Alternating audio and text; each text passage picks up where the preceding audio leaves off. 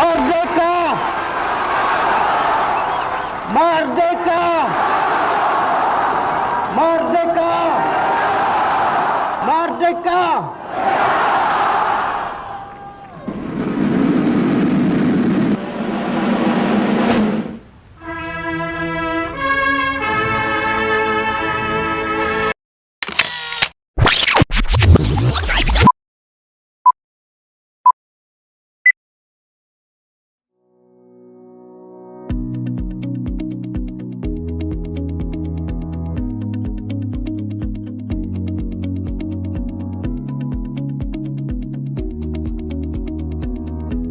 Salam sejahtera saya ucapkan. Pada video ini saya akan membahas salah satu bab daripada tingkatan 4, iaitu bab 7, usaha ke arah kemerdekaan. Bab ini terbahagi kepada 5 bahagian, iaitu latar belakang idea negara merdeka, jawatan kuasa hubungan antara kaum, sistem ahli, sistem pendidikan kebangsaan, dan penubuhan parti politik.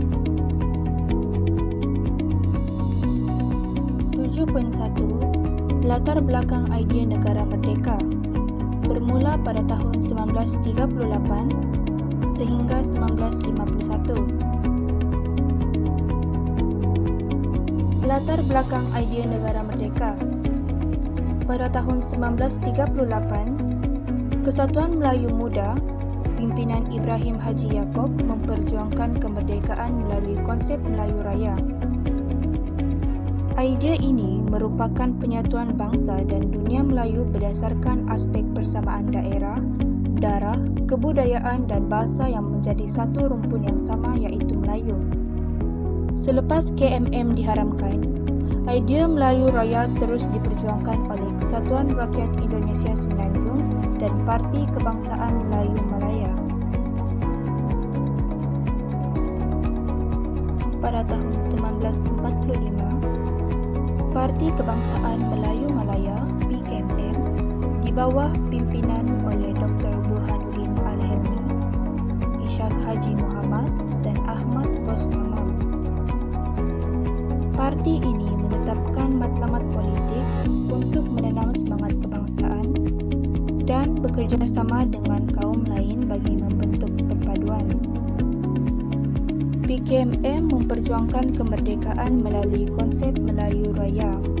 Melalui slogan Merdeka, PKMM berhasrat mendaulatkan hak rakyat dalam politik, ekonomi, agama, sosial dan kebudayaan. 1946, Angkatan Pemuda Insaf (API) pimpinan oleh Ahmad Bostamam. Pertubuhan ini memperjuangkan idea negara merdeka yang menekankan pemerintahan demokrasi dan dasar ekonomi yang mengutamakan rakyat serta keadilan sosial.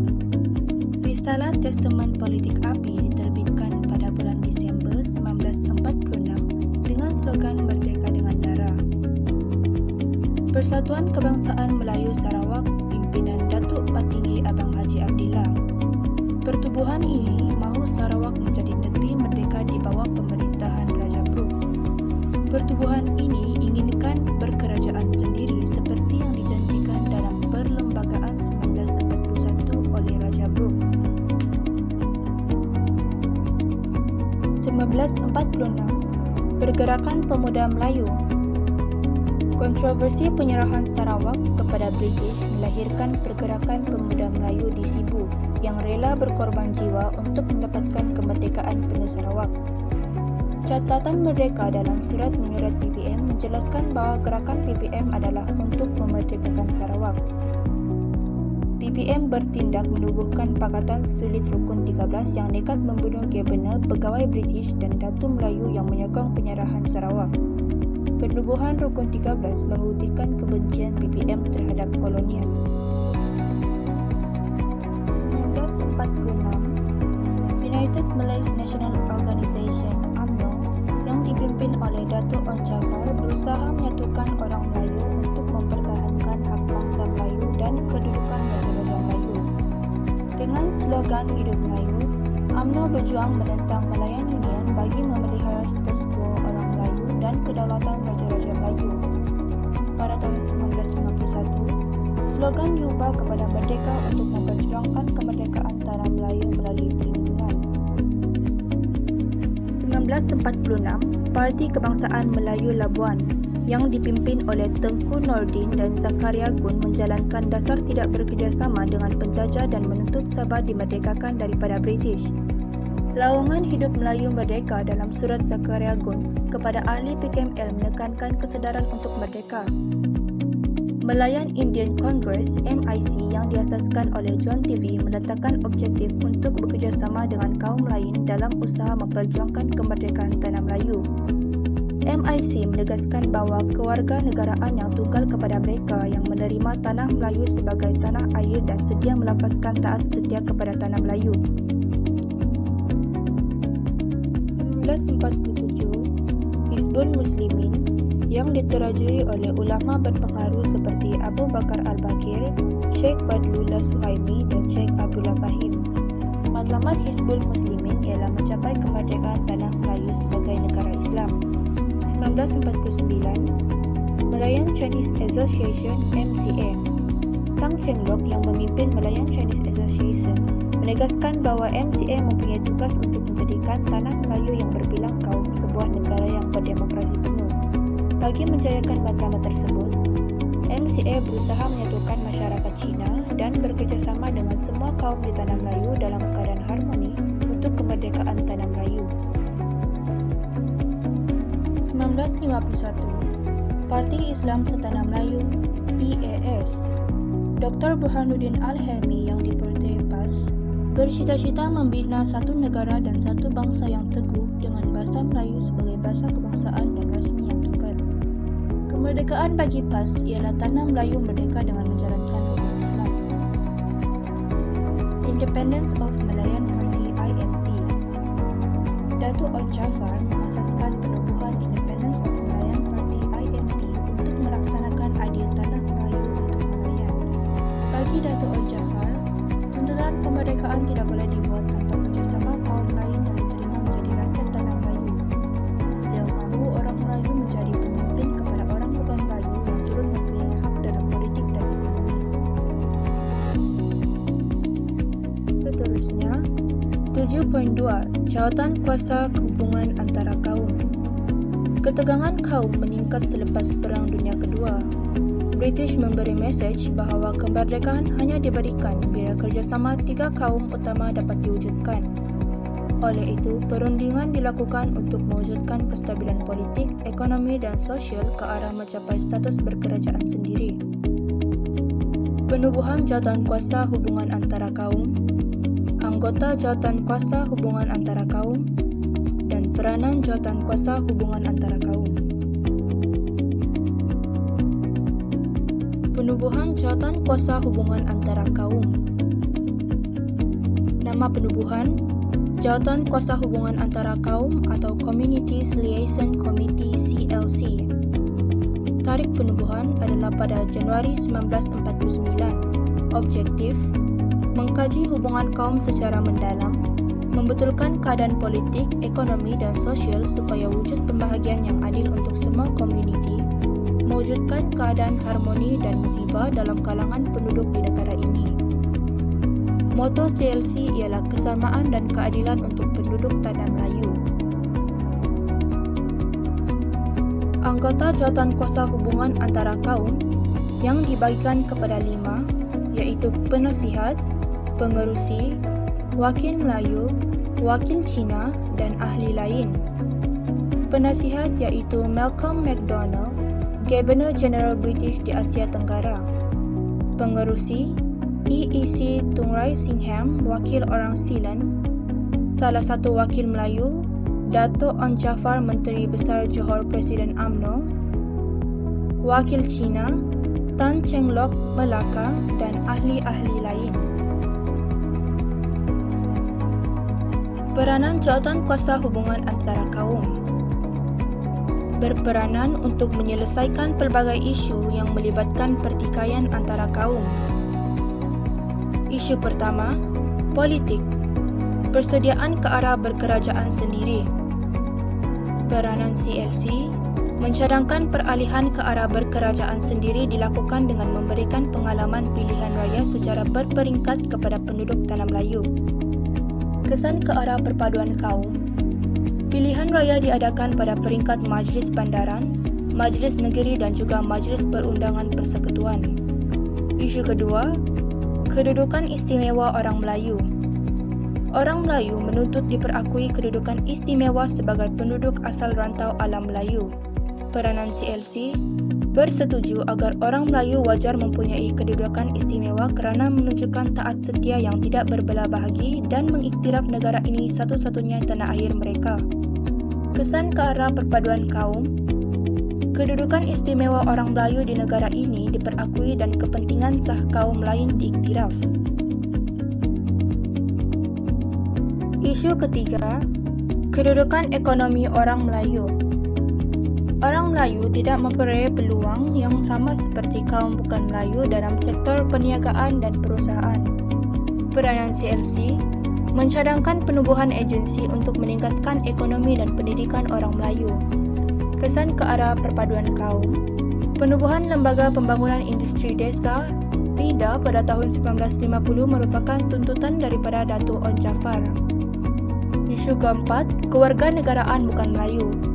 Ketegasan orang Melayu terhadap pemberian syarat kewarganegaraan kepada kaum bukan Melayu.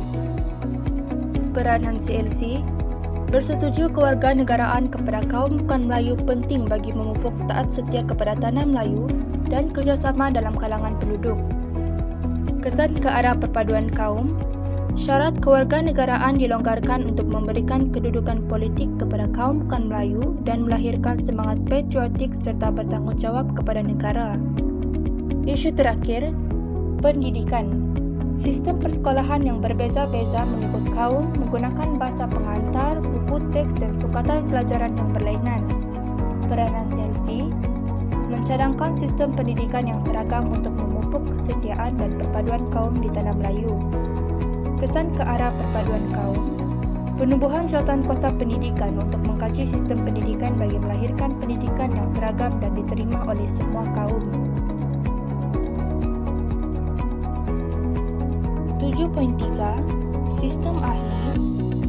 Selepas Perang Dunia Kedua, British menjalankan dasar dekolonisasi, iaitu menyediakan langkah berkerajaan sendiri secara beransur-ansur kepada tanah jajahannya. Pembentukan sistem ahli, ciri-ciri sistem ahli dan kepentingan sistem ahli ke arah kemerdekaan. Pembentukan sistem ahli. Pada tahun 1951, Sir Henry Gurney Putrajaya Tinggi British mengumumkan senarai anggota sistem ahli. Sistem ahli merupakan sistem yang melatih penduduk tempatan menerajui pentadbiran Persekutuan Tanah Melayu. Beberapa orang anggota Majlis Perundangan Persekutuan MPP diberikan tanggungjawab terhadap beberapa jabatan dan agensi kerajaan. Sistem ahli memberikan latihan kepada penduduk tempatan berkaitan dengan pentadbiran negeri sebelum British memberikan kemerdekaan. Sistem ahli dilaksanakan pada bulan April 1951 hingga bulan Jun 1955, iaitu sebelum pilihan raya MPP diadakan pada bulan Julai 1955.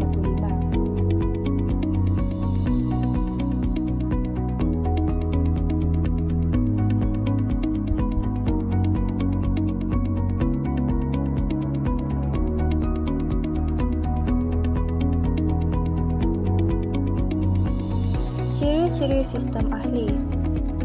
Ahli bertaraf menteri dan bertanggungjawab menjaga portfolio yang mengandungi jabatan dan agensi kerajaan. Ahli dilantik oleh Putrajaya Tinggi British dengan persetujuan Majlis Raja-Raja. Ahli bertanggungjawab mencadangkan undang-undang yang berkaitan dengan jabatannya untuk dibentangkan dalam MPP. Ahli diletakkan di bawah kuasa Putrajaya Tinggi. Satu sistem kabinet bayangan yang terdiri daripada beberapa pegawai tadbir dan tokoh masyarakat.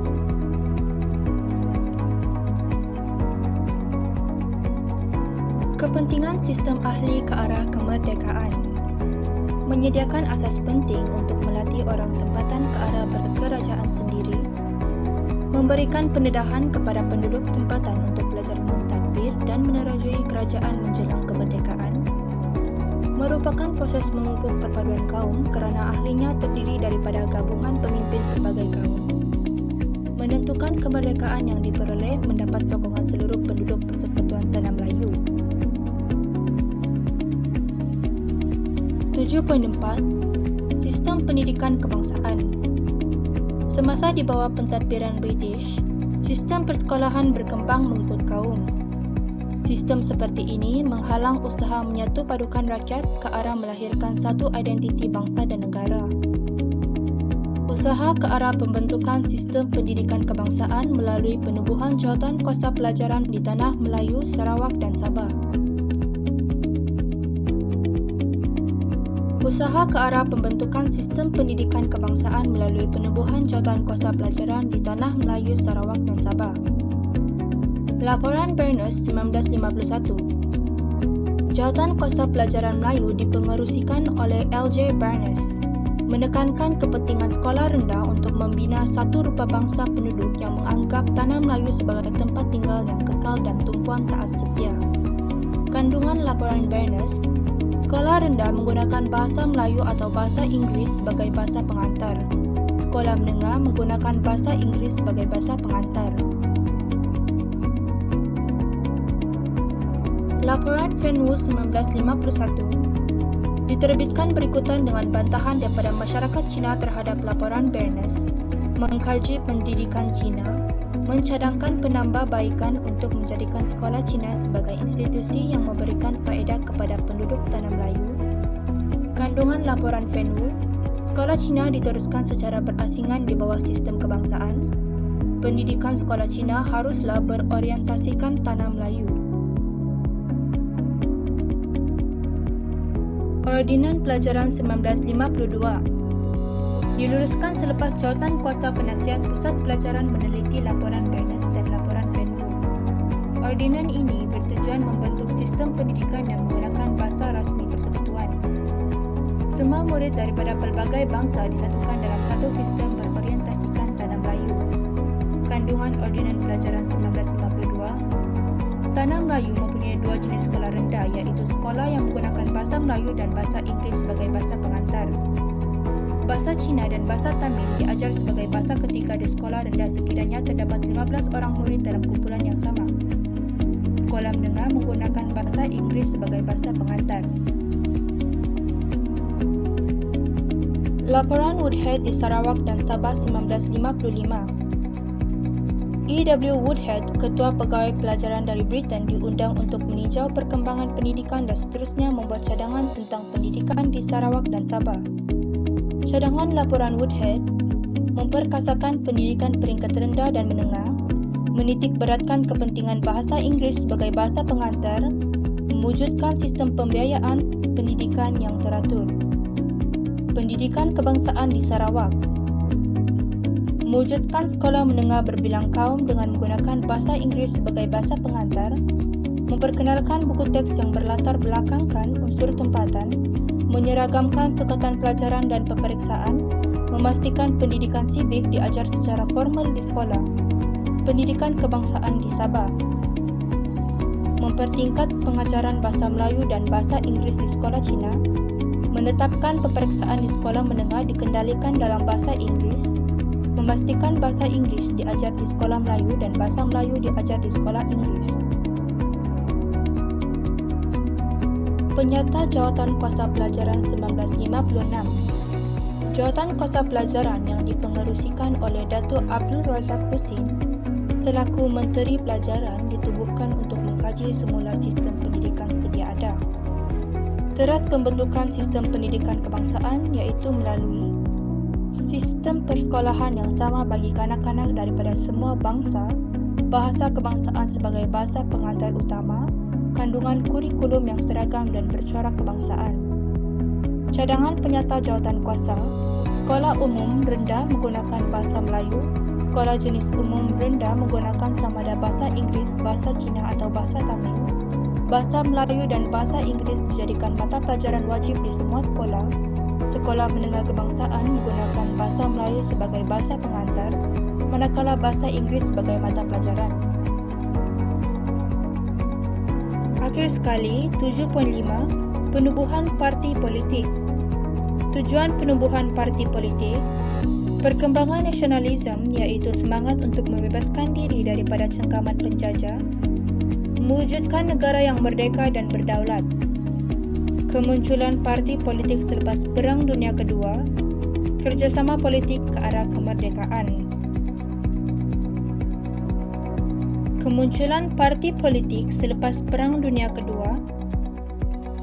Terdapat 10 parti politik yang muncul pada tahun 1940-an, antaranya Parti Kebangsaan Melayu Malaya, Persatuan Kebangsaan Melayu Sarawak, Angkatan Pemuda Insaf,